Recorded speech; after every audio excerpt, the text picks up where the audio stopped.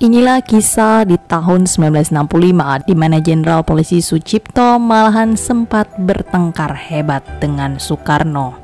Beliau adalah Jenderal Polisi Haji Raden Mas Ngabehi Sucipto Yudodiharjo, yang mana adalah Kepala Kepolisian Negara Republik Indonesia tanggal 9 Mei 1965 hingga 8 Mei 1968.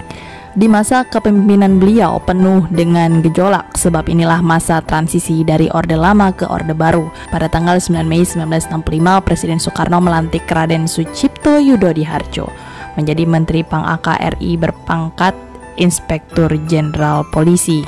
Jenderal Sucipto sempat naik pitam setelah mendengar tanggapan Soekarno soal pembunuhan para jenderal Angkatan Darat yang dinilai Soekarno sebagai suatu hal yang wajar dan dapat diterima, mengingat para jenderal tersebut ditembak mati setelah sebelumnya diadili dulu oleh peradilan rakyat di Lubang Buaya menurut PKI dan kawan-kawannya.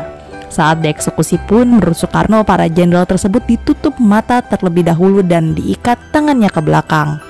Namun faktanya pada akhirnya kesaksian polisi Sukitman menyatakan sebaliknya. Para jenderal tersebut dimasukkan ke dalam sumur tua dalam keadaan hidup-hidup dan ditembaki dari atas setelah masuk lubang. Soekarno berusaha meredam kemarahan Jenderal Polisi Sucipto tersebut dengan memintanya untuk jangan bersikap emosional dan komunis fobia. Belakangan, Jenderal Polisi Sucipto turut aktif dalam pembasmian G30 PKI dan berperan penting dalam peristiwa Super Semar, termasuk tersiar kabar kalau beliau yang menyimpan berkas asli Super Semar.